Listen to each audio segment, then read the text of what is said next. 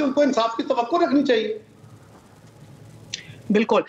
खुशामदीद कहेंगे। हमारे साथ मोहम्मद मालिक भी मौजूद हैं, मारूफ सहाफ़ी हैं। मालिक साहब, कायरा साहब हमारे साथ मौजूद हैं। ये बताइएगा कि कितनी बेबस हुकूमत आपको दिखाई दे रही है? आए रोज़ एक्सेसेस सुनाई देते हैं, दिखाई देते हैं। आप सहाफ़ियों के साथ भी, सेनेटर्स के साथ भी, चाहे वज़ीर दाखिला साहब हों या पीपल्स पार्टी के सीनियर तरीन रहनुमा कमर ज़मान कायरा साहब हों, या तो कहते हैं अरशद शरीफ को खतरा नहीं था इस मुल्क में, या फिर कहा जाता है कि अगर ऐसा है तो इसको कंडोन नहीं किया जा सकता और गलत है।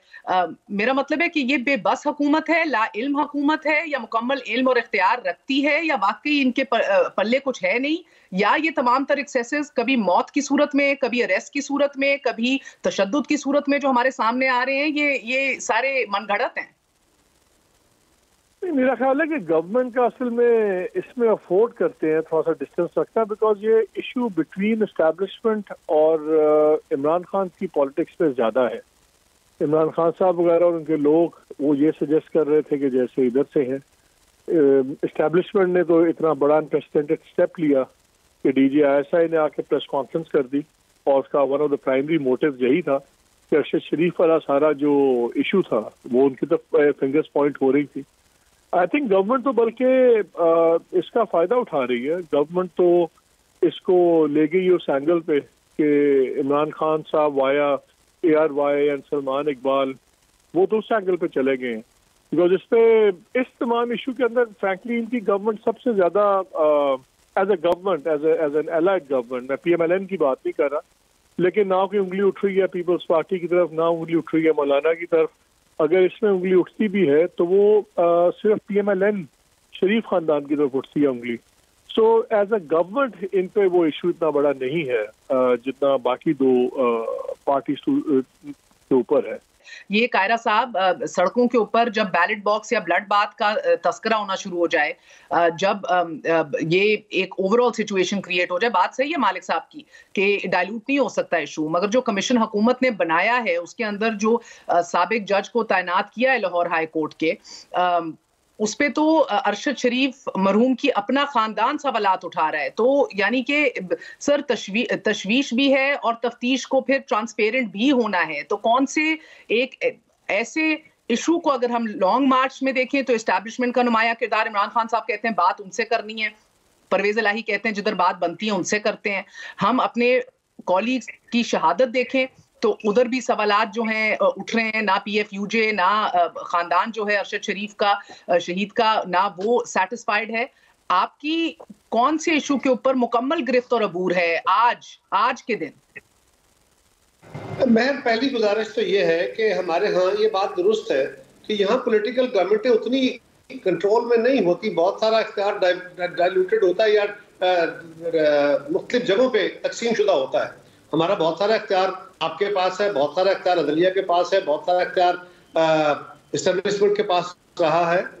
अब अगर एस्टेब्लिशमेंट कह रही है कि हमें इस अमल से साइड पे रहने दें, तो मुझे उस पर यकीन करने की कोशिश करनी चाहिए, उनको एक मौका देना चाहिए वो प्रूव कर सके। माजी में भी कहा गया क्योंकि वो डिफाई हुआ, उसके ऊपर पूरी तरह अमल नहीं हुआ, लिहाजा मुझे शक है, लेकिन शक की बुनियाद पे मैं उनके इस अमल को डिनाई तो नहीं कर सकता।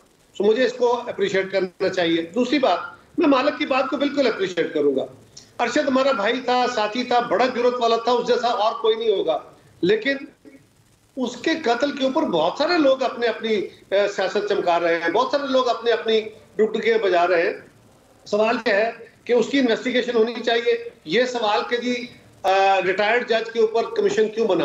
हमारे यहाँ जितने कमीशन बने मेजॉरिटी में वो रिटायर्ड जजेस के ऊपर ही बने।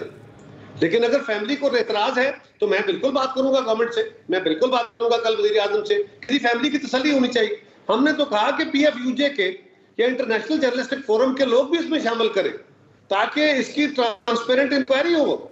हमें इसमें कोई दूसरी राय नहीं, कोई शक नहीं है, हम चाहते हैं कि ऐसा हो।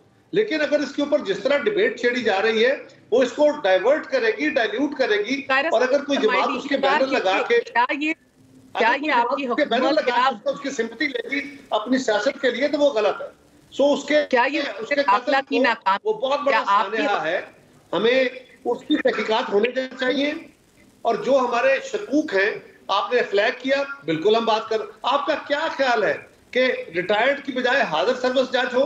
देखिए एक बात और भी याद रखिए, ये वकूआ हुआ है केनिया में, इसके ऊपर अगर आपने आलमी अदालत में या यूएन को भी कहना है तो यूएन को केनिया ने कहना है, पाकिस्तान के कहने पे यूएन मूव नहीं कर जाएगा।